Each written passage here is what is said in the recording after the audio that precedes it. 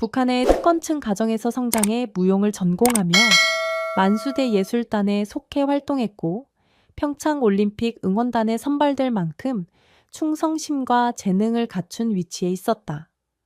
그러나 철저한 감시체제와 군대식 훈련 속에서 체제의 우월함을 보여주는 도구로 살아야 했고 사상 검증과 배경조사가 따라다니는 삶을 살아야 했다. 하지만 남한 방문에서 본 자유롭고 풍요로운 현실은 그동안 주입받은 선정과 완전히 달랐다. 특히 응원단 동료의 갑작스러운 실종은 자신 역시 언제든 사상불순으로 연행될 수 있다는 두려움을 각인시켰다. 작은 쪽지 한 장이 계기가 되어 의심이 확신으로 굳어지며 통제된 삶을 벗어나야 한다는 결심이 자라났다. 억압된 삶 속에서 진실을 찾기 위해 떠난 한 사람의 이야기다. 지금부터 사연 시작하겠습니다. 저는 평양의 특권층 가정에서 태어나 자랐습니다. 아버지는 당 간부였고 어머니는 인민 배우였죠. 어릴 때부터 무용을 배웠는데 제가 가진 재능과 가문의 배경 덕분에 많은 기회를 얻을 수 있었어요. 하지만 그때는 그것이 얼마나 특별한 혜택인지 전혀 몰랐습니다. 북한에서는 태어날 때부터 계급이 정해지거든요. 만수대 예술단에서 무용 연습을 할 때면 늘 완벽함을 요구받았어요. 발가락 끝까지 신경 써야 했고 표정 하나까지도 감시당했습니다. 무용복을 입고 거울 앞에 서면 제 모습이 다른 아이들보다 우월하다는 생각이 들었어요. 부모님도 저에게 특별한 기대를 걸고 있다는 걸 느낄 수 있었습니다. 평창올림픽 응원단 선발 소식을 들었을 때 제 심장이 뛰었어요. 남조선에 갈 수 있다는 것 자체가 엄청난 영광이었거든요. 수많은 지원자 중에서 선발되기 위해 몇 달간 준비했습니다. 무용 실력뿐만 아니라 사상 검증까지 통과해야 했어요. 가족 배경 조사도 철저히 받았죠. 선발 과정에서 가장 중요한 건 충성심이었습니다. 위대한 수령님과 당에 대한 절대적인 믿음을 보여줘야 했어요. 면접관들 앞에서 김일성 주석님과 김정일 국방위원장님에 대한 찬양을 쏟아냈습니다. 제가 얼마나 조선의 우수성을 남조선에 보여주고 싶은지 열변을 토했죠. 응원단에 최종 선발됐다는 통보를 받았을 때 온 가족이 기뻐했어요. 특히 아버지는 제가 조선의 품격을 보여줄 수 있는 기회를 얻었다며 자랑스러워했습니다. 어머니는 남조선 사람들에게 우리 체제의 우수성을 제대로 보여주라고 당부했어요. 본격적인 교육이 시작됐습니다. 남조선은 미제의 식민지라는 내용부터 시작해서 우리가 얼마나 우월한 체제에서 살고 있는지 매일 주입받았어요. 남조선 사람들은 가난하고 불행하며 미군에게 짓밟혀 살고 있다고 배웠습니다. 우리가 가서 동포애를 보여주고 통일 의지를 전달해야 한다는 사명감을 심어줬죠. 응원단 훈련은 군대식으로 진행됐어요. 3인 1조 감시체제가 구축됐고 서로를 지켜보며 의심스러운 행동이나 발언을 보고하라는 지시를 받았습니다. 같은 방을 쓰는 동료들끼리도 완전히 믿을 수 없었어요. 누군가 저를 감시하고 있고 저도 다른 사람을 감시해야 했습니다. 응원 동작과 구호를 수백 번 반복해서 연습했어요. 실수하면 전체가 다시 해야 했고 개인의 작은 실수가 집단 전체의 문제가 됐습니다. 완벽한 통일성을 보여줘야 한다는 압박감이 엄청났어요. 제 몸짓 하나하나가 조선의 위신을 대표한다는 부담감을 안고 살았습니다. 남조선에 가기 전 마지막 교육에서는 절대 해서는 안 되는 행동들을 구체적으로 알려줬어요. 남조선 사람들과 개인적인 대화를 나누면 안 되고 선물을 받아서도 안 되며 혼자 행동하는 것도 금지였습니다. 모든 일정은 단체로 움직여야 했고 감독관의 허락 없이는 화장실조차 갈 수 없었어요. 그때까지만 해도 저는 이 모든 것이 당연하다고 생각했습니다. 우리가 우월한 체제에서 왔기 때문에 남조선 사람들이 우리를 부러워할 거라고 믿었어요. 제가 곧 목격하게 될 현실이 얼마나 충격적일지는 전혀 예상하지 못했습니다. 군용 버스를 타고 38선을 넘어 남조선 땅에 들어서는 순간 제가 배운 모든 것이 흔들리기 시작했습니다. 창밖으로 보이는 풍경이 너무 달랐어요. 도로는 깨끗하게 포장되어 있었고 자동차들이 질서정연하게 달리고 있었습니다. 북한에서 본 낡은 도로나 먼지투성이 거리와는 완전히 달랐어요. 사람들의 모습도 충격적이었습니다. 옷차림이 다양하고 자유로워 보였어요. 북한에서는 정해진 색깔과 스타일의 옷만 입을 수 있는데 여기 사람들은 각자 개성 있는 옷을 입고 있었습니다. 표정도 밝아 보였어요. 굶주리고 억압받는 사람들의 모습이라고 배운 것과는 정반대였습니다. 건물들의 높이와 화려함도 놀라웠어요. 평양의 주체 사상탑이나 인민대 학습당 같은 건물들이 자랑스럽다고 생각했는데 여기서는 그보다 더 높고 현대적인 건물들이 즐비했습니다. 네온 사인과 광고판들이 화려하게 빛나고 있었어요. 미제의 퇴폐 문화라고 배웠던 것들이 오히려 발전된 문명처럼 보였습니다. 숙소에 도착해서도 놀랄 일이 계속됐어요. 방마다 개별 화장실과 샤워실이 있었고 온수가 24시간 나왔습니다. 북한에서는 고위 간부들도 이런 시설을 누리기 어려운데 여기서는 일반적인 것 같았어요. 침대도 푹신하고 이불도 깨끗했습니다. 가장 충격적인 건 텔레비전이었어요.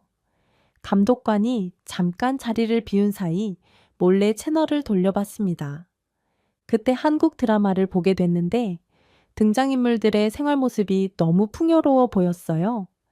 집안은 깨끗하고 현대적이었고 음식도 풍성했습니다. 무엇보다 사람들이 자유롭게 말하고 웃고 있었어요. 드라마 속 사람들은 연애도 자유롭게 하고 직업도 스스로 선택하는 것 같았습니다. 북한에서는 당이 모든 걸 정해주는데 여기서는 개인이 선택할 수 있는 자유가 있어 보였어요. 그런 모습들이 제게는 너무 신기하고 부러웠습니다. 음식도 다양했어요. 숙소에서 나오는 식사만 해도 북한의 고급 음식점보다 훨씬 좋았습니다. 고기도 충분히 주고 반찬도 여러 가지였어요. 과일도 신선하고 달았습니다. 북한에서 특별한 날에만 먹을 수 있던 음식들이 여기서는 일상적인 것 같았어요. 응원단 활동을 하면서도 계속 의문이 들었습니다. 경기장에 온 남조선 사람들의 표정이 밝고 여유로워 보였어요. 굶주리고 불행한 사람들이라고 배웠는데 실제로는 우리보다 더 잘 사는 것 같았습니다. 옷차림도 좋고 카메라나 휴대폰 같은 전자제품도 자유롭게 사용하고 있었어요. 밤에 잠들기 전 창밖을 내다보면 도시의 불빛이 환하게 빛나고 있었습니다. 북한의 평양도 밤에는 그렇게 밝지 않은데 여기는 새벽까지도 불이 켜져 있었어요. 전력이 충분하다는 증거였죠. 우리가 전력 부족으로 고생하는 동안 여기서는 전기를 마음껏 쓰고 있었습니다. 가장 혼란스러웠던 건 자유로움이었어요. 사람들이 크게 웃고 자유롭게 이야기하며 제약 없이 움직이는 모습을 보니 제가 살던 세상이 얼마나 억압적이었는지 깨닫기 시작했습니다. 누군가를 의식하거나 감시당할 걱정 없이 살아가는 모습이 너무 부러웠어요. 하지만 동시에 두려웠습니다. 이런 생각을 하는 제 자신이 무서웠어요.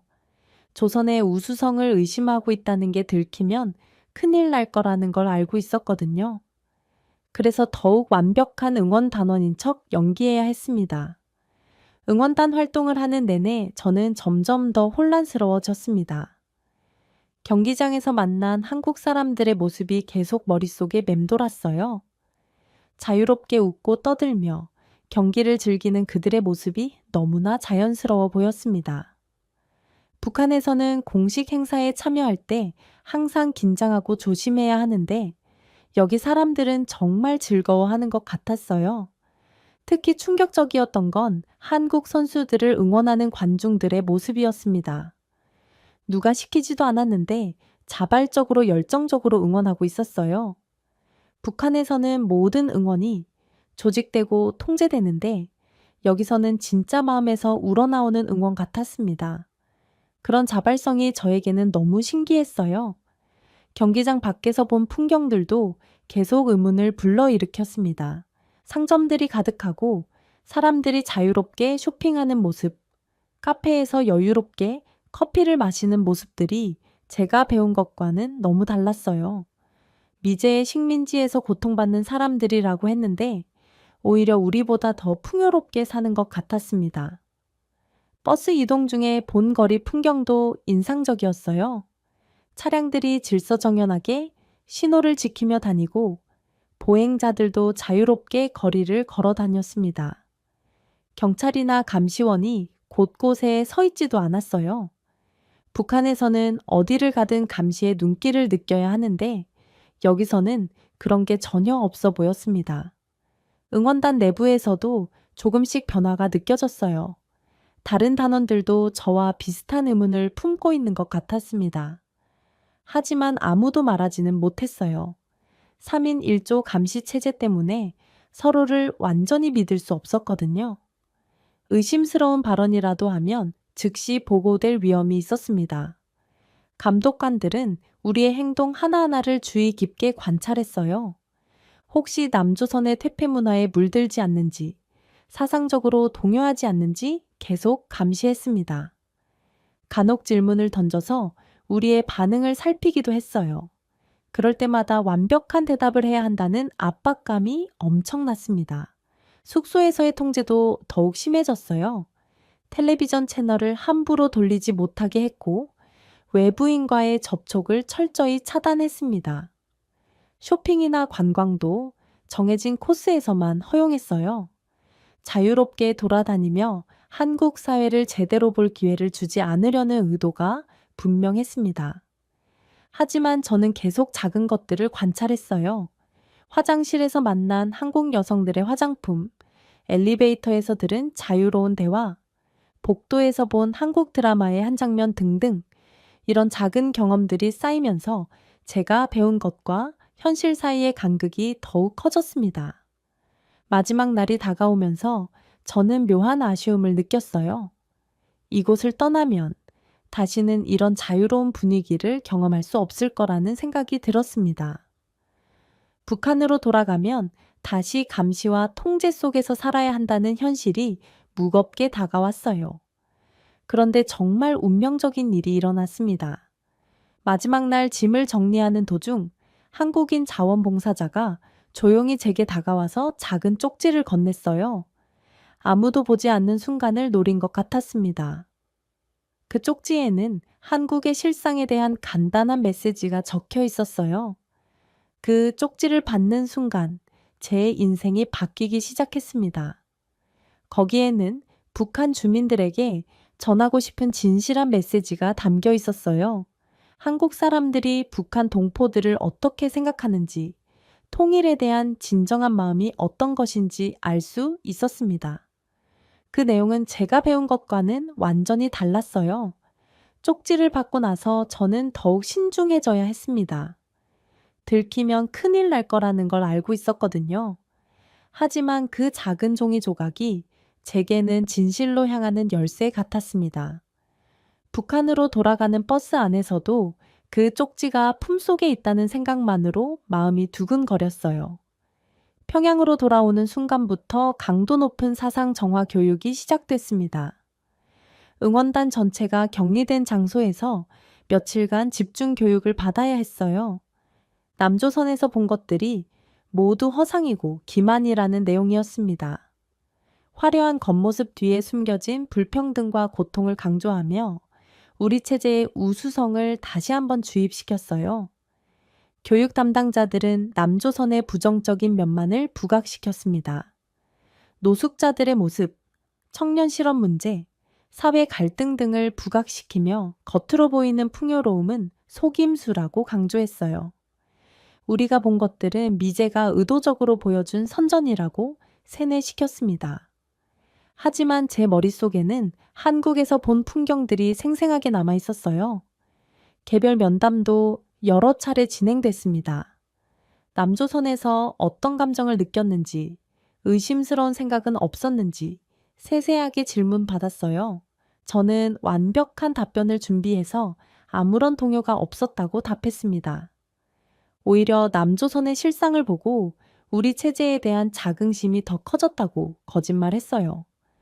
하지만 속으로는 계속 갈등이 일어났습니다. 한국에서 본 자유로운 사람들의 모습이 자꾸 떠올랐어요. 진짜 굶주리고 불행해 보이지 않았거든요. 오히려 우리보다 더 여유롭고 행복해 보였습니다. 그런 생각을 할 때마다 죄책감이 밀려왔지만 멈출 수가 없었어요. 일상으로 돌아간 뒤에도 감시는 계속됐습니다. 동료들과의 대화에서도 조심스러워야 했어요. 누가 제 반응을 주의 깊게 관찰하고 있는지 알 수 없었거든요. 응원단 출신이라는 이유로 더욱 주목받는 것 같았습니다. 특별한 경험을 한 만큼 사상적 동요가 있을지 의심받고 있었어요. 친구들과의 관계도 변했습니다. 예전처럼 자연스럽게 대화할 수 없었어요. 한국에서의 경험을 물어보는 친구들에게도 정해진 답변만 할 수 있었습니다. 남조선의 참혹한 실상을 보고 왔다고, 우리가 얼마나 행복한 나라에 살고 있는지 깨달았다고 말해야 했어요. 하지만 마음속으로는 정반대였습니다. 한국에서 받은 쪽지를 몰래 읽어보며 진실을 확인하고 싶은 마음이 간절했어요. 북한 주민들에게 전하고 싶다는 메시지가 자꾸 머릿속에 맴돌았습니다. 우리가 속고 있는 건 아닐까 하는 의심이 점점 커졌어요. 밤에 혼자 있을 때면 한국에서의 기억들이 생생하게 되살아났습니다. 깨끗한 거리, 자유로운 사람들, 풍요로운 생활의 모습들이 꿈처럼 떠올랐어요. 그런 것들이 모두 가짜라고 하는데 제 눈으로 본 것까지 의심해야 하는 건지 혼란스러웠습니다. 점점 일상생활에서도 변화가 나타났어요. 예전에는 당연하게 받아들였던 것들이 이상하게 느껴지기 시작했습니다. 왜 자유롭게 여행할 수 없는지, 왜 외국 방송을 볼 수 없는지, 왜 모든 것이 통제되어야 하는지 의문이 들었어요. 대중교통을 이용할 때도 한국의 모습과 비교하게 됐습니다. 버스나 지하철의 시설, 사람들의 표정, 생활의 여유로움까지 모든 게 달랐어요. 우리는 정말 더 우수한 체제에서 살고 있는 게 맞나 하는 의심이 커졌습니다. 무용단 연습을 할 때도 집중이 안 됐어요. 위대한 수령님을 찬양하는 춤을 추면서도 마음속으로는 다른 생각을 하고 있었습니다. 한국에서 본 자유로운 춤과 음악이 자꾸 떠올랐어요. 그런 예술이 더 자연스럽고 아름다워 보였거든요. 가장 힘들었던 건 부모님과의 관계였습니다. 부모님은 제가 응원단 활동을 성공적으로 마쳤다며 자랑스러워했어요. 조선의 위신을 높였다고 칭찬하셨습니다. 하지만 저는 오히려 우리가 속고 있다는 생각이 들어서 죄책감이 컸어요. 부모님에게도 진실을 말할 수 없는 상황이 너무 괴로웠습니다. 언제 체포될지 모른다는 공포도 커졌어요. 혹시 제 표정이나 행동에서 의심스러운 점이 발견되지는 않을까 늘 걱정했습니다. 잠자기 전에도 내일 아침에 보위부가 찾아오지는 않을까 하는 두려움이 있었어요. 그런 스트레스 때문에 잠을 제대로 잘 수가 없었습니다. 제가 탈북을 결심하게 된 결정적인 사건이 일어났습니다. 같이 응원단에 다녀온 동료 한 명이 갑자기 사라진 거예요. 어느 날 아침에 나타나지 않더니 며칠째 연락이 끊어졌습니다. 나중에 알고 보니 사상불순 혐의로 연행됐다는 소문이 돌았어요. 그 소식을 듣는 순간 등골이 오싹해졌습니다. 그 동료는 평상시에도 조심스러운 질문들을 던지곤 했어요. 한국에서 본 것들에 대해 은근히 의문을 표하기도 했습니다. 저와 비슷한 생각을 하고 있다는 걸 감지할 수 있었어요. 하지만 서로 깊이 있는 대화는 나누지 못했습니다. 너무 위험했거든요. 동료가 사라진 뒤 분위기가 완전히 바뀌었어요. 응원단 출신들에 대한 감시가 더욱 강화됐습니다. 정기적인 사상 점검이 이루어졌고 개별 면담도 자주 있었어요. 혹시 다른 사람들도 사상적으로 문제가 있지는 않은지 철저히 조사하기 시작한 거죠. 저는 제가 다음 타겟이 될 수도 있다는 두려움을 느꼈습니다. 한국에서 받은 쪽지도 아직 숨겨두고 있었고, 마음속으로는 계속 의심을 품고 있었거든요. 언젠가는 들킬 수밖에 없을 것 같았어요. 그러면 그 동료처럼 어느 날 갑자기 사라질 수도 있었습니다. 밤잠을 이루지 못하는 날들이 계속됐어요. 새벽에 문을 두드리는 소리가 들릴 때마다 심장이 멎을 것 같았습니다. 혹시 보이부가 찾아온 건 아닌지 온몸이 떨렸어요. 이런 공포 속에서는 정상적인 생활이 불가능했습니다. 그러던 중 아버지의 신의주 출장 계획을 알게 됐어요. 아버지는 당 간부로서 중국과의 무역 업무를 담당하고 있었습니다. 정기적으로 신의주에 출장을 가야 했는데 이번에는 제가 따라가고 싶다고 말씀드렸어요. 국경 지역을 한번 보고 싶다고 핑계를 댔습니다. 아버지는 처음에 거절하셨지만 제가 끈질기게 부탁드리니까 결국 허락해 주셨어요. 평소 모범적인 딸이었고 응원단 활동도 성공적으로 마쳤기 때문에 의심하지 않으신 것 같았습니다. 신의주에서 조중우의 현장을 보는 것도 교육적일 거라고 생각하셨나 봐요. 신의주 출장 준비를 하면서 저는 탈출 계획을 세우기 시작했습니다. 인터넷이나 외부 정보에 접근할 수 없는 상황에서 브로커를 찾는 건 쉽지 않았어요. 하지만 신의주에는 중국과 몰래 거래를 하는 사람들이 많다는 걸 알고 있었습니다. 그런 사람들 중에는 탈북을 도와주는 이들도 있을 거라고 생각했어요. 출장을 며칠 앞두고 몰래 준비를 했습니다. 많은 돈을 챙길 수는 없었지만 어머니의 금반지 하나를 몰래 가져왔어요. 혹시 모를 상황에 대비해서 최소한의 생필품도 준비했습니다. 가장 중요한 건 한국에서 받은 쪽지였어요. 그것만은 절대 잃어버릴 수 없었습니다. 마음의 준비도 해야 했어요. 한번 떠나면 다시는 가족을 볼 수 없을지도 모른다는 생각이 가슴을 먹먹하게 했습니다. 부모님께 마지막 인사도 제대로 드릴 수 없다는 게 너무 괴로웠어요. 하지만 이대로 있다가는 언젠가 잡혀갈 게 뻔했습니다. 신의주로 떠나는 기차 안에서도 계속 고민했어요. 정말 탈북을 시도해야 하는 건지, 다른 방법은 없는 건지 수없이 생각했습니다. 하지만 응원단 동료가 사라진 일을 떠올리면 다른 선택의 여지가 없었어요. 자유를 찾기 위해서는 목숨을 걸어야 했습니다. 신의주에 도착해서 아버지와 함께 숙소에 들어갔어요.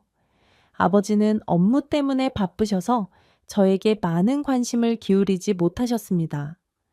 그게 오히려 제게는 기회였어요.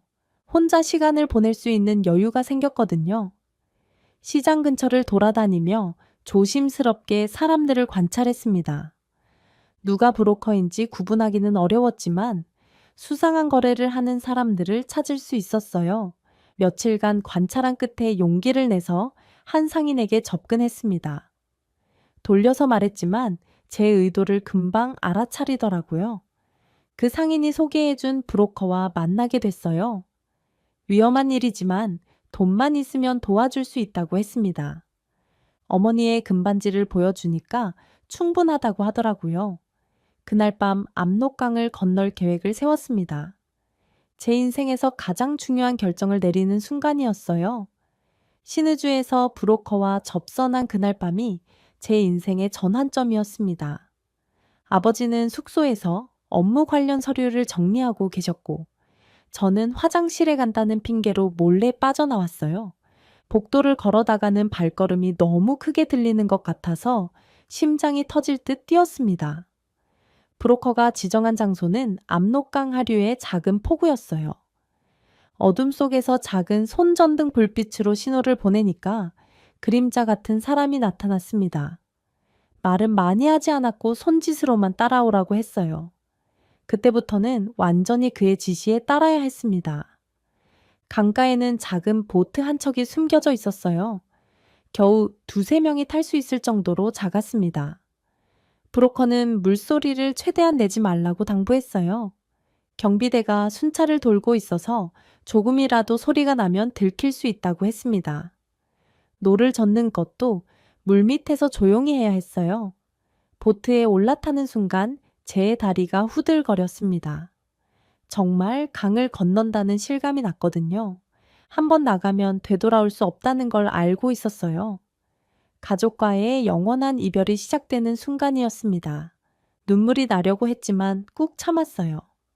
강위는 생각보다 더 위험했습니다. 물살이 새서 보트가 자꾸 흔들렸어요. 브로커는 능숙하게 노를 저었지만 저는 균형을 잡기도 어려웠습니다. 차가운 바람이 얼굴을 때리면서 현실감이 더해졌어요. 정말 목숨을 걸고 있다는 생각이 들었습니다. 강 중간쯤 왔을 때 갑자기 조명탄이 하늘에 터졌어요. 경비대가 수상한 움직임을 포착한 것 같았습니다. 브로커는 즉시 보트를 멈추고 물속에 몸을 숨기라고 했어요. 차가운 강물에 몸을 담그고 숨을 죽이며 기다려야 했습니다. 그 몇 분이 몇 시간처럼 길게 느껴졌어요. 조명탄 불빛이 사라지자 다시 노를 저었습니다. 하지만 얼마 지나지 않아 뒤에서 추격 소리가 들려왔어요. 경비대가 보트를 타고 쫓아오고 있었습니다. 브로커는 더 빨리 저으라며 저에게도 노를 건넸어요. 처음 해보는 일이라 서툴렀지만 악착같이 저었습니다. 추격전이 계속되면서 총소리도 들렸어요. 경고 사격인지 실제로 우리를 겨냥한 건지 알 수 없었지만 너무 무서웠습니다. 총알이 물 위로 튀는 소리가 들릴 때마다 죽을 수도 있다는 생각이 들었어요. 하지만 이미 돌아갈 수도 없는 상황이었습니다. 중국 쪽 강변이 가까워지면서 희망이 보이기 시작했어요. 브로커가 조금만 더 버티라고 속삭였습니다.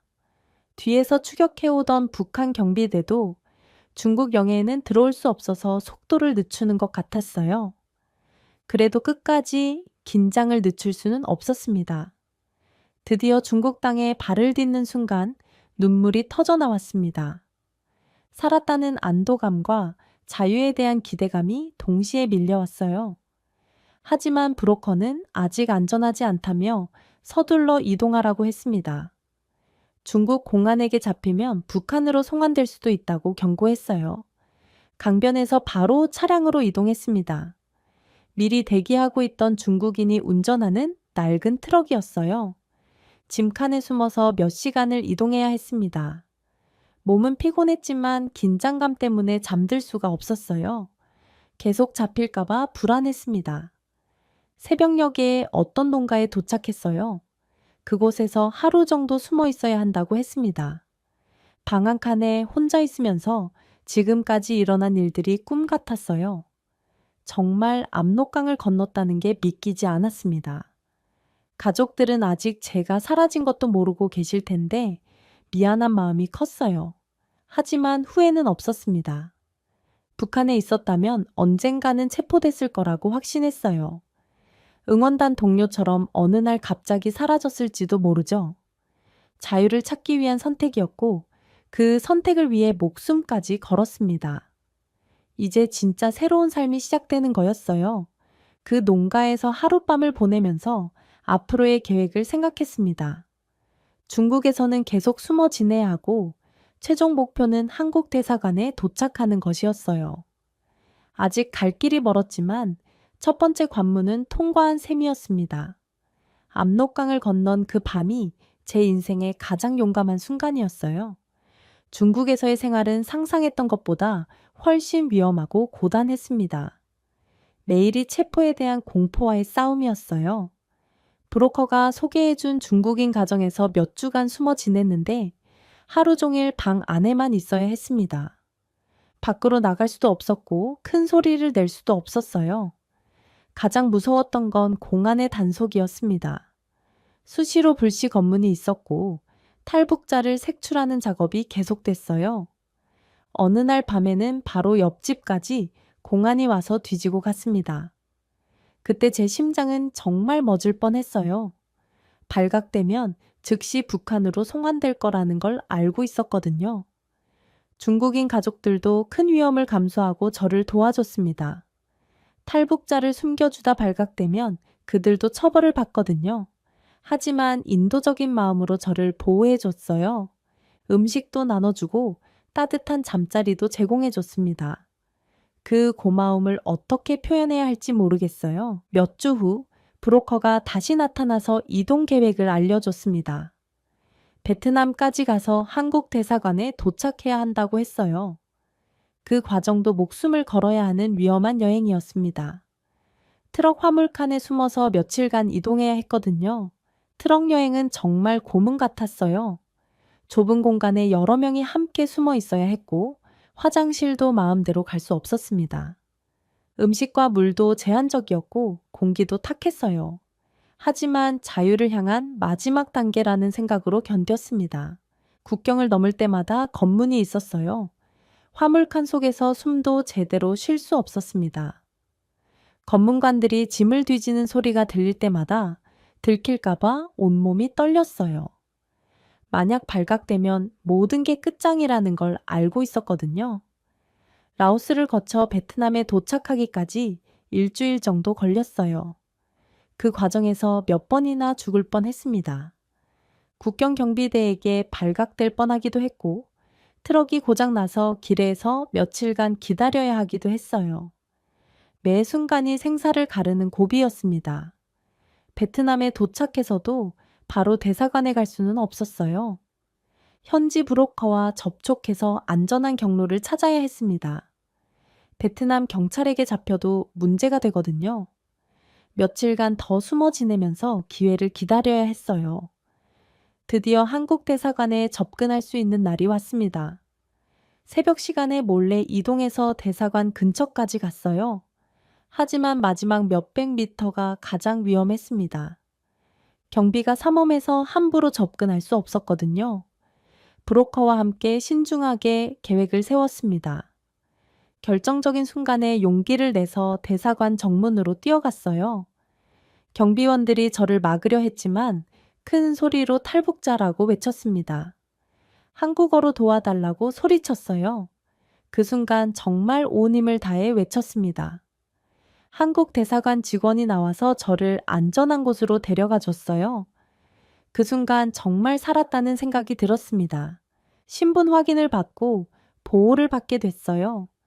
탈북자임을 증명하는 과정에서 제가 평창 올림픽 응원단 출신이라는 걸 알리니까 더욱 관심을 가져줬습니다. 대사관에서 며칠간 머물면서 한국행 준비를 했어요. 건강검진도 받고 간단한 조사도 받았습니다. 그동안의 고생으로 많이 야위었지만 건강에는 큰 문제가 없었어요. 무엇보다 마음이 편해졌습니다. 더 이상 쫓기지 않아도 된다는 안도감이 컸어요. 마침내 대한민국행 비행기표를 받았습니다. 그 종이 한 장이 제게는 자유를 향한 티켓이었어요. 북한에서 시작된 긴 여행이 드디어 끝나가고 있었습니다. 비행기에 오르는 순간 눈물이 났어요. 정말 한국에 갈 수 있다는 게 믿기지 않았습니다. 비행기 안에서 창밖을 내다보며 그동안의 일들을 생각했어요. 평창에서 받은 충격, 동료의 실종, 압록강을 건넌 밤, 중국에서의 숨막히는 생활까지 모든 게 꿈같이 느껴졌습니다. 하지만 이제 정말 자유로운 땅으로 가고 있었어요. 평창에서 봤던 한국의 모습이 생각났어요. 그때는 잠깐 봤던 것이었는데 이제 제가 여기서 살게 된 거였죠. 공항에서 한국 정부 관계자들이 저를 맞이해 줬습니다. 탈북민 정착 과정에 대해 설명해주고 하나원으로 이동한다고 했어요. 버스를 타고 이동하면서 창밖 풍경을 보니 평창에서 봤던 깨끗한 도로와 자유로운 사람들의 모습이 그대로였습니다. 이제 제가 그런 자유를 누릴 수 있다는 게 신기했어요. 하나원에서의 생활은 새로운 경험이었습니다. 다른 탈북민들과 함께 한국 사회 적응 교육을 받았어요. 가장 어려웠던 건 언어였습니다. 북한에서 쓰던 말과 남한 말이 생각보다 많이 달랐거든요. 단어뿐만 아니라 억양도 교정해야 했어요. 처음에는 제 말을 알아듣지 못하는 사람들이 많았습니다. 컴퓨터와 인터넷 사용법도 배워야 했어요. 북한에서는 일반인들이 인터넷을 쓸 수 없었는데 여기서는 모든 정보에 자유롭게 접근할 수 있었습니다. 처음 검색 사이트를 써봤을 때의 충격은 잊을 수 없어요. 궁금한 모든 걸 찾아볼 수 있다는 게 신기했습니다. 하나원에서 만난 다른 탈북민들의 이야기도 들었어요. 각자 다른 경로로 왔지만 자유를 찾기 위해 목숨을 걸었다는 공통점이 있었습니다. 제가 응원단 출신이라는 걸 알고 많은 분들이 궁금해 하셨어요. 평창에서의 경험을 나누면서 북한의 실상에 대해 이야기했습니다. 가장 힘들었던 건 가족에 대한 죄책감이었어요. 아무런 말도 없이 사라져서 부모님이 얼마나 놀라셨을지 상상할 수 있었습니다. 연자제 때문에 가족들도 고생하고 있을 거라는 생각에 밤잠을 설쳤어요. 자유를 얻었지만 그 대가가 너무 컸습니다. 하나원 교육을 마치고 서울로 나왔을 때 정말 새로운 세상이 펼쳐졌어요. 지하철을 타고 이동하는데 사람들이 각자 자유롭게 생활하는 모습이 경이로웠습니다. 북한에서는 상상할 수 없는 다양성과 자유로움이 있었어요. 하지만 동시에 어디서부터 시작해야 할지 막막하기도 했습니다. 첫 직장은 편의점이었어요. 간단한 일부터 시작해서 한국 사회에 적응해야 했습니다. 손님들과 대화하면서 남한 사람들의 일상을 배웠어요. 처음에는 계산기 사용법도 어려웠지만 점차 익숙해졌습니다. 일하면서 받는 급여로 독립적인 생활을 할 수 있다는 게 좋았어요. 저녁에는 야간 대학에 다니기 시작했습니다. 평창에서 받은 쪽지에 담긴 메시지처럼 교육을 통해 더 나은 삶을 살고 싶었어요. 무용을 전공했던 경험을 살려서 문화 예술 분야를 공부하고 있습니다. 북한에서 배웠던 것과는 완전히 다른 예술 세계가 펼쳐졌어요. 친구들도 생겼습니다. 처음에는 탈북민이라는 걸 숨기고 싶었지만 진정한 친구가 되려면 솔직해야 한다는 걸 깨달았어요. 제 이야기를 들은 친구들은 용기 있는 선택이었다며 응원해줬습니다. 그런 따뜻함이 한국 사회의 진짜 모습이라고 생각해요. 때로는 북한에서의 생활이 그리워지기도 합니다. 자유로운 대신 모든 걸 스스로 결정해야 하는 부담감이 있어요. 하지만 진실 속에서 살 수 있다는 것만으로도 충분히 가치 있습니다. 거짓으로 포장된 체제에서 벗어나 실제 현실을 볼 수 있게 됐거든요. 지금도 가끔 꿈에 나타나는 가족들을 생각하면 가슴이 아픕니다. 언젠가는 통일이 되어서 다시 만날 수 있기를 바래요. 그때까지는 제가 여기서 열심히 살면서 북한의 실상을 알리는 일을 해야겠다고 생각합니다.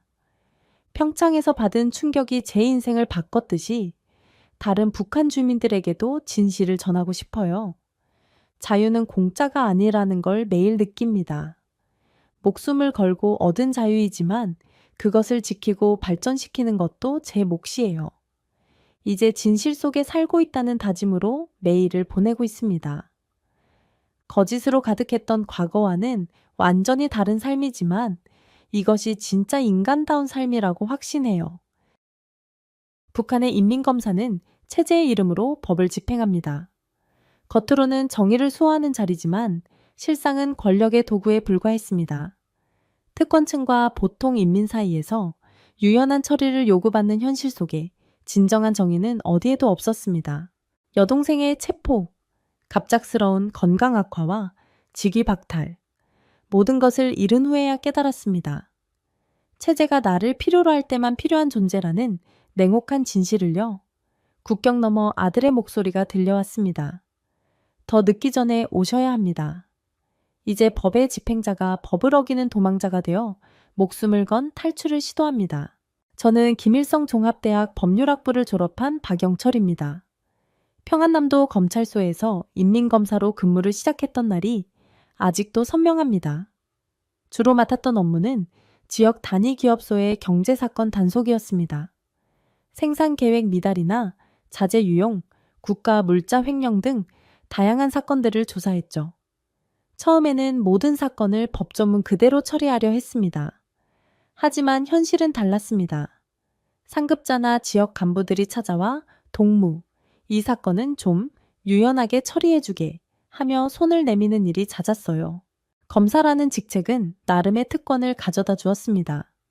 식량 배급에서 우선권을 받았고 난방용 석탄도 충분히 공급받았습니다.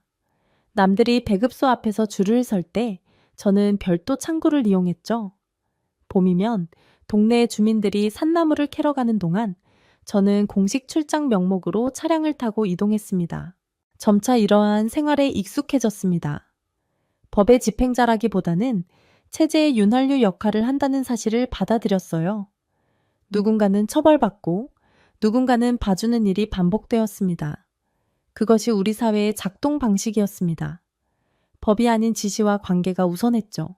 평안남도는 공업지대가 많았습니다. 그만큼 경제범죄도 다양했습니다. 공장장이 석탄을 빼돌려 중국 상인에게 팔거나 생산된 물품을 장마당으로 흘려보내는 일들이 빈번했어요.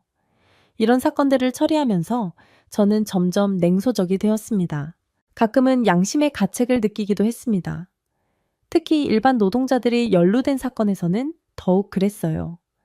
생존을 위해 공장 물품을 훔친 사람과 수십 배의 가치를 빼돌린 간부가 같은 법조문으로 재판받는 현실이 불편했습니다. 하지만 저 역시 체제의 일부였고 그 혜택을 누리고 있었죠. 시간이 흐르면서 검사로서의 경력이 쌓였고 동시에 체제의 작동 방식을 더 깊이 이해하게 되었습니다. 법은 지배의 도구였고 저는 그 도구를 다루는 기술자에 불과했죠. 그래도 가족을 부양하고 평범한 삶을 살기에는 충분했습니다. 아내와 아들과 함께 남들보다 나은 생활을 유지했어요. 평안남도 제철 공장의 자재 유출 사건을 맡게 된 것은 초가을이었습니다. 공장에서 생산된 철강 자재가 사라졌다는 보고를 받았습니다. 상당한 양이었습니다. 저는 즉시 조사에 착수했습니다. 처음에는 단순한 경제 범죄로 생각했지만 조사가 진행될수록 사건은 복잡해졌습니다. 증거를 따라가다 보니 한 중간 관리자의 이름이 자주 등장했어요. 그는 평소 검소한 생활을 하는 것으로 알려져 있었지만 비밀리에 중국 국경 근처에 집을 한 채 마련했더군요. 더 파고들자 그 뒤에 지역도당 간부의 조카가 있었습니다. 실질적인 지시자였죠. 조사 기록을 정리하며 수첩에 메모하던 중에 검찰소장이 저를 호출했습니다. 방에 들어서자마자 책상 위에 놓인 제 수첩을 보고 놀랐습니다. 어떻게 제 수첩이 여기에? 소장은 무표정한 얼굴로 말했습니다. 영철 동무, 이 사건은 여기서 중단하게, 위에서 내부적으로 처리하라는 지시가 내려왔네. 당황스러웠지만 반박할 수 없었습니다. 알겠습니다. 하지만 이미 작성된 보고서는 어떻게 처리해야 할까요? 소장은 잠시 생각하더니 공식 기록에 남기지 말고 내부 처벌로 정리하게, 중간 관리자만 경징계하고 마무리하도록 지시했습니다. 몇 주 후 약속대로 중간 관리자는 사회주의 재산관리 소홀이라는 경징계를 받았고 사건은 마무리되었습니다. 표면적으로는 모든 것이 해결된 듯 했지만 저는 처음으로 기록되지 않는 부정의의 두려움을 느꼈습니다. 역사에 남지 않는 죄는 마치 없었던 일처럼 취급되고 그로 인한 피해는 고스란히 민중에게 돌아갔죠. 도당 간부의 조카는 아무런 처벌도 받지 않았습니다. 오히려 몇 달 후에는 승진했다는 소문이 들렸어요. 반면 중간 관리자는 징계 후 외딴 공장으로 좌천되었습니다. 공정한 처벌이 아니었죠. 이런 경험이 쌓일수록 법에 대한 제 신념은 서서히 무너져 갔습니다. 봄비가 내리던 어느 날 아침 청천벽력 같은 소식을 들었습니다. 중국과의 무역 일을 하던 여동생이 보위부에 체포되었다는 것이었습니다. 어머니의 다급한 전화를 받고 즉시 휴가를 냈습니다. 여동생은 국경 지역에서 합법적인 무역회사에 근무하고 있었습니다. 무슨 일이 있었던 걸까요? 보위부 청사 앞에 도착했을 때 심장이 빠르게 뛰었습니다. 검사로서 법을 집행하는 위치에 있었지만 보위부는 별개의 권력이었습니다. 그들은 당의 직속 기관으로 검찰도 함부로 간섭할 수 없는 영역이었죠. 그럼에도 직함을 이용해 면회를 요청했습니다. 간부는 잠시 저를 응시하더니 검사 동무는 검찰 일이나 하시오. 보위부 업무에 간섭하지 마시오. 라며 자리를 떴습니다. 청사를 나오며 참담한 심정이었습니다. 법을 집행하는 위치에 있으면서도 가족 하나 지키지 못하는 무력한 존재임을 절감했습니다. 며칠 동안 모든 인맥을 동원해 정보를 수집했습니다. 마침내 알게 된 사실은 여동생이 중국 상인에게 받은 외국 영상물을 몇몇 친구들과 함께 봤다는 것이었습니다. 누군가 밀고 했고 여동생은 반사회주의 문화 유포죄로 체포된 것이었습니다. 이 소식을 듣고 한동안 말을 잇지 못했습니다. 단순히 외국 영화를 봤다는 이유로 체포된 것이었죠. 법적으로는 분명 죄가 맞지만 그 처벌의 수위와 절차가 너무나 불공정했습니다. 법이 사람을 보호하는 것이 아니라 통제하는 도구로 쓰이고 있었어요. 저는 다시 보이부를 찾아갔지만 이번에는 아예 건물 입구에서 저지당했습니다. 상부에 호소문을 써보기도 했지만 돌아온 것은 침묵뿐이었습니다. 결국 여동생은 6개월 후에 풀려났습니다. 하지만 그녀는 이전의 여동생이 아니었습니다. 몸은 말랐고 눈빛은 공허했으며 무엇보다 말수가 현저히 줄었습니다. 무슨 일이 있었는지 물어보려 해도 그녀는 고개만 저을 뿐이었죠. 후에 어머니를 통해 들은 바로는 여동생이 구금시설에서 심한 정신적, 육체적 고통을 겪었다고 합니다. 여동생의 일을 계기로 저는 체제에 대한 의구심이 커졌습니다. 법이란 무엇인가? 정의란 무엇인가? 이런 질문들이 끊임없이 머릿속을 맴돌았습니다. 그럼에도 겉으로는 충실한 검사의 모습을 유지해야 했습니다. 가족의 안전을 위해서라도 그래야 했습니다. 하지만 내면에서는 이미 균열이 시작되고 있었습니다. 검찰 업무는 예상보다 몸을 많이 망가뜨렸습니다. 특히 장기 출장이 잦았는데 춥고 난방이 제대로 되지 않는 지방의 숙소에서 보내는 날들이 늘어나면서 건강이 급격히 나빠졌습니다. 처음에는 감기 정도로 생각했지만 증상은 점점 심해졌습니다. 병원에서 신장 기능 저하 진단을 받은 것은 겨울이 시작될 무렵이었습니다. 의사는 심각한 표정으로 말했습니다. 박동무, 신장 기능이 많이 나빠졌습니다. 당장 입원해서 치료를 받아야 합니다. 처음에는 일주일 정도 입원하면 괜찮아질 거라 생각했지만 상태는 호전되지 않았습니다. 한 달이 지나고 두 달이 지나도 신장 기능은 회복되지 않았습니다. 오히려 다른 합병증까지 나타나기 시작했습니다. 검찰소에는 임시 휴직계를 제출했지만 계속 연장하게 되었습니다. 세 번째 휴직 연장을 신청했을 때 검찰소장이 병실로 찾아왔습니다. 영철 동무, 상부에서 결정이 내려왔네. 검찰소에서는 더 이상 동무를 기다릴 수 없다는군. 소장의 말투에서는 미안함보다 결정된 사실을 전달하는 냉정함이 느껴졌습니다. 복귀 가능성이 없다고 판단되어 해임 처리가 되었네. 그동안 수고했네. 소장이 떠나고 혼자 남겨진 병실에서 창밖을 바라보며 깊은 절망감에 빠졌습니다. 검사라는 직위는 단순한 직업이 아니었습니다. 그것은 생존의 방패였고 가족을 지키는 울타리였습니다. 이제 그 보호막이 사라진 것입니다. 퇴원 후 집으로 돌아왔을 때 또 다른 충격이 기다리고 있었습니다. 도시건설 사업소에 보조인력 배치 명령서가 와 있었습니다. 사실상의 강등이었죠. 검사에서 건설 현장의 서류 담당자로 월급은 3분의 1로 줄었고 배급량도 현저히 감소했습니다. 건설 사업소에서의 업무는 단순했습니다. 자재 입출고 기록을 정리하고 노동자들의 출석부를 관리하는 일이었습니다. 법률 지식이나 판단력이 필요한 일은 전혀 없었죠. 그저 기계적으로 숫자를 적고 확인하는 반복적인 작업이었습니다. 가장 힘든 것은 경제적 어려움이었습니다. 검사 시절에는 넉넉했던 배급이 줄어들면서 가족의 식탁도 초라해졌습니다. 아내는 몰래 시장에서 작은 장사를 시작했고 이전에는 상상도 못했을 일들을 해야 했습니다. 검사의 아내라는 지위도 사라졌으니까요. 밤이면 종종 과거를 되돌아보았습니다. 법을 집행한다는 명목하에 했던 일들, 보지 못한 척했던 부정들, 그리고 여동생의 사건에서 느꼈던 무력감까지 이 모든 것이 제게 무슨 의미였을까요? 체제는 저를 필요할 때만 이용하고 쓸모없어지자 가차없이 버렸습니다.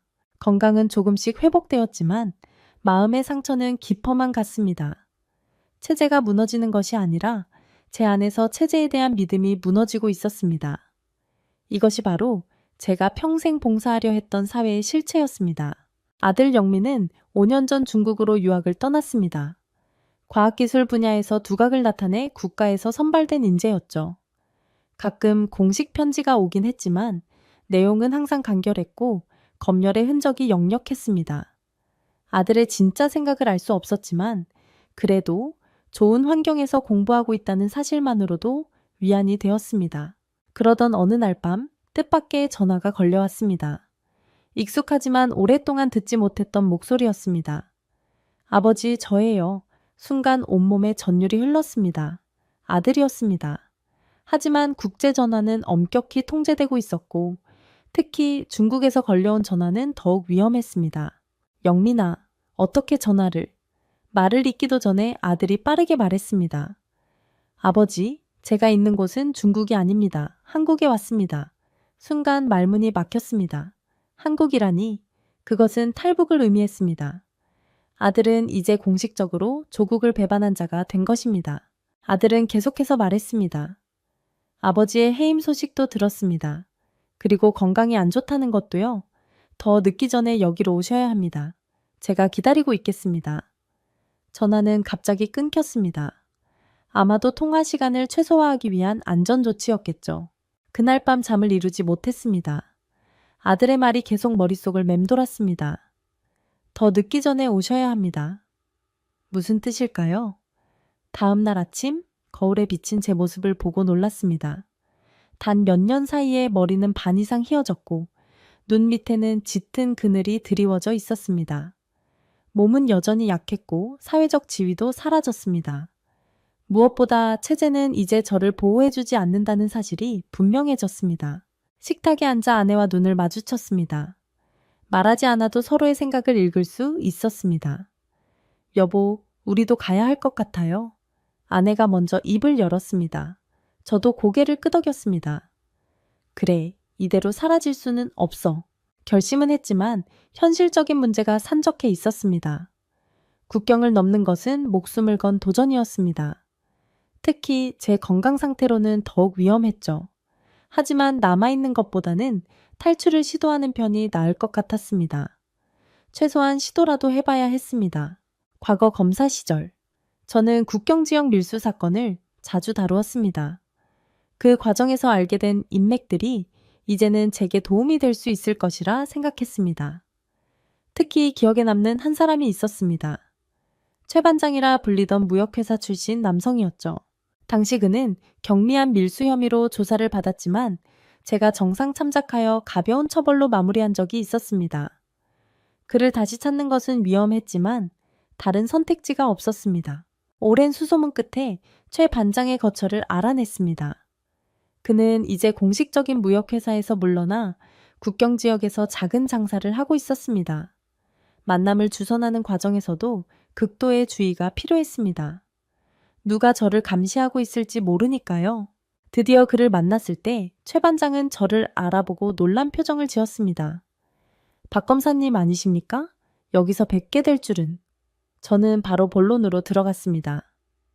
도움이 필요합니다. 압록강 인근 도시병원 통행증을 만들 수 있을까요? 그는 잠시 생각하더니 조용히 말했습니다. 위험한 일입니다. 하지만 예전에 검사님께 받은 은혜가 있으니 도와드리죠. 최 반장은 병원 통행증 위조에 필요한 것들을 설명해 주었습니다. 공식 서류 용지, 도장, 그리고 서명 등이 필요했습니다. 한 달 후, 마침내 압록강 인근 신의주 종합병원으로 전원치료 통행증이 완성되었습니다. 서류상으로는 제 신장 질환 치료를 위해 특수 장비가 있는 병원으로 이송된다는 내용이었습니다. 아내도 간병인 자격으로 동행하는 것으로 되어 있었죠. 떠나는 날 아침, 비가 내리기 시작했습니다. 처음에는 계획에 차질이 생길까 걱정했지만 오히려 비는 우리에게 유리하게 작용할 수 있었습니다. 비로 인해 시야가 제한되고 국경 경비대의 감시도 느슨해질 테니까요. 위조한 통행증을 가지고 첫 번째 검문소에 도착했을 때 심장이 터질 듯이 뛰었습니다. 경비원이 서류를 꼼꼼히 살펴보는 동안 저는 최대한 자연스러운 표정을 유지하려 노력했습니다. 아내도 마찬가지였죠. 우리는 실제로 병원에 가는 것처럼 행동해야 했습니다. 신의주 종합병원으로 가시는군요. 병세가 많이 위중하십니까? 경비원이 물었습니다. 저는 미리 준비한 대답을 했습니다. 네, 신장 기능이 더 악화되어 특수 장비가 있는 병원으로 이송됩니다. 경비원은 고개를 끄덕이고 통행증에 도장을 찍어주었습니다. 첫 번째 관문을 통과한 것입니다. 신의주에 도착한 후 계획대로 종합병원에 들러 접수를 하고 간단한 진료를 받았습니다. 의사에게는 검사 후 내일 다시 오겠다고 말하고 병원을 나왔습니다. 이제 가장 위험한 단계가 시작되었습니다. 저녁이 되자 비는 더욱 거세졌습니다. 우리는 최 반장이 알려준 숙소에 짐을 두고 약속된 장소로 향했습니다. 강변의 한적한 지점이었습니다. 그곳에 도착해 3번 기침을 하자 어둠 속에서 한 남성이 나타났습니다. 따라오십시오. 말은 하지 마시고요. 그는 우리를 안내했습니다. 1시간쯤 걸었을까요? 마침내 작은 창고 같은 곳에 도착했습니다.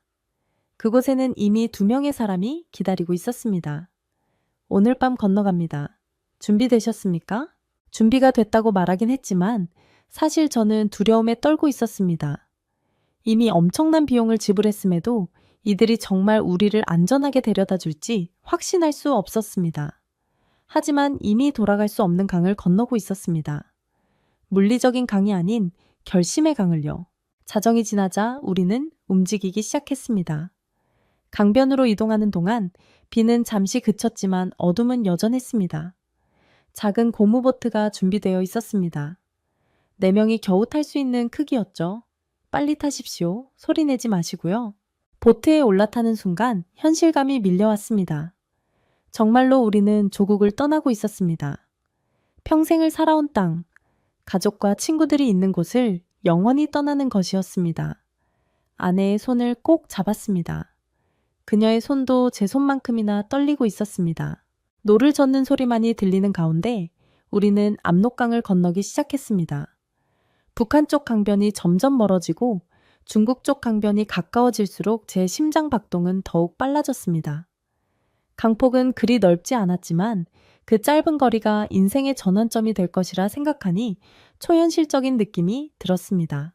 보트가 중국 쪽 강변에 닿았을 때 안내인은 빠르게 우리를 끌어당겨 육지로 올라오게 했습니다. 이제 저 산길을 따라 30분 정도 걸으면 차가 기다리고 있습니다. 그곳까지 무사히 가시면 됩니다. 갑자기 저 멀리서 손전등 불빛이 보였습니다. 순간 모두 얼어붙었습니다. 중국 국경 경비대입니다. 빨리 숨으세요.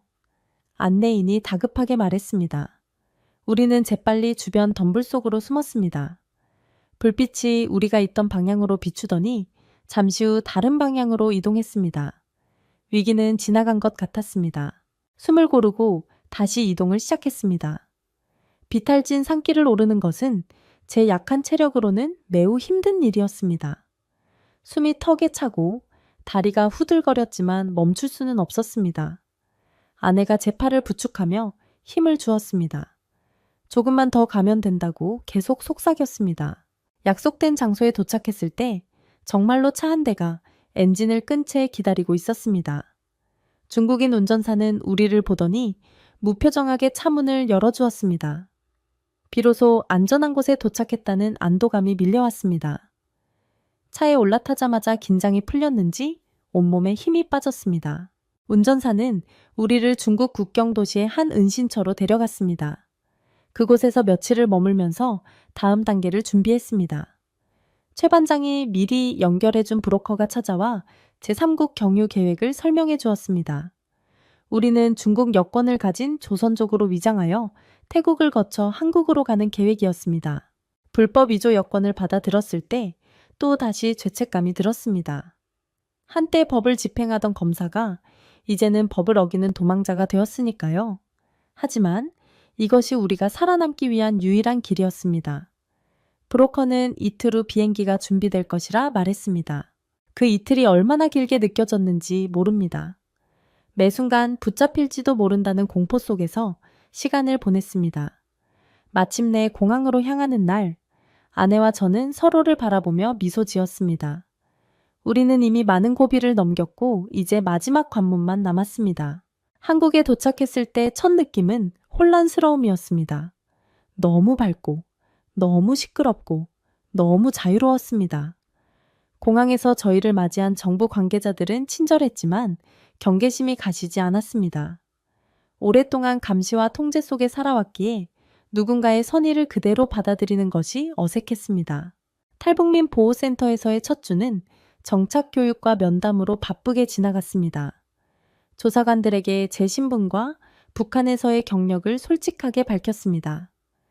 저는 평안남도 검찰소의 인민검사였습니다. 그 말을 하는 순간 조사관의 표정이 미묘하게 변하는 것을 놓치지 않았습니다. 검사 출신 탈북민은 많지 않았기 때문에 저는 특별한 관심 대상이 되었습니다. 북한 사법 체계에 대한 질문들이 쏟아졌고 저는 아는 한도 내에서 모두 답변했습니다. 한 조사관은 왜 탈북을 결심하셨습니까? 라고 물었습니다. 저는 잠시 생각하다 대답했습니다. 법이 사람을 보호하지 못하는 곳에서는 법을 집행하는 자도 보호받지 못합니다. 몇 개월간의 조사와 교육 과정을 마치고 일반 사회로 나왔을 때 새로운 도전이 기다리고 있었습니다. 아내와 함께 작은 아파트를 배정받았고 정착 지원금도 받았습니다. 아들과도 재회했습니다. 5년 만에 만난 아들은 어엿한 청년으로 성장해 있었습니다. 그는 이미 한국 사회에 잘 적응하여 대학에 다니고 있었습니다.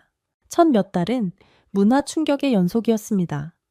사람들이 자유롭게 의견을 표현하고 정부를 비판하고 원하는 것을 선택할 수 있다는 사실이 놀라웠습니다. 특히 법원의 독립성과 변호인의 권리가 보장된 사법체계는 제가 알던 것과는 완전히 달랐습니다. 가장 아이러니했던 것은 제가 과거에 단속하던 경제범죄자들과 같은 위치에서 살아가게 되었다는 점입니다. 이곳에서는 개인이 장사를 하고 이윤을 추구하는 것이 범죄가 아니라 권리였습니다. 제가 법으로 처벌했던 많은 행위들이 여기서는 일상적인 경제활동이었습니다. 적응 과정에서 가장 큰 도움이 된 것은 다른 탈북민들과의 만남이었습니다. 처음에는 서로를 경계했지만 시간이 지나면서 같은 고통과 희망을 공유하고 있다는 사실을 깨달았습니다. 건강도 점차 회복되었습니다. 한국의 의료 시스템 덕분에 신장 질환도 제대로 치료받을 수 있었습니다. 의사는 정기적인 검진만 받으시면 정상적인 생활이 가능합니다. 라고 말해 주었습니다. 북한에서라면 이미 악화되어 심각한 상태가 되었을 질병이 여기서는 관리 가능한 상태가 된 것입니다. 새로운 직업을 찾는 것은 쉽지 않았습니다. 법률 지식은 있었지만 한국 법 체계는 완전히 달랐습니다. 그래서 처음부터 다시 공부하기로 결심했습니다. 한국 법을 배우기 위해 야간대학에 등록했고 낮에는 작은 사무소에서 보조 일을 시작했습니다. 공부를 시작하며 깨달은 것은 법의 본질에 대한 저의 이해가 완전히 잘못되었다는 점이었습니다.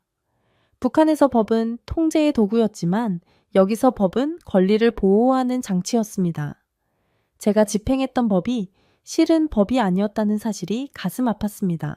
저는 이제 새로운 목표를 세웠습니다. 두 체제를 모두 경험한 사람으로서 진정한 법의 의미를 이해하고 싶었습니다. 법학 교수님께 조언을 구했을 때 법은 결국 사람을 위한 것이라는 말씀을 해주셨습니다.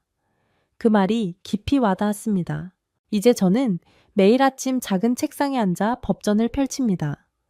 북한에서도 법전을 보던 검사였지만 이제는 전혀 다른 마음으로 법을 공부합니다. 과거에 저는 법의 글자만 봤다면 이제는 그 법이 보호하고자 하는 사람을 보려고 합니다.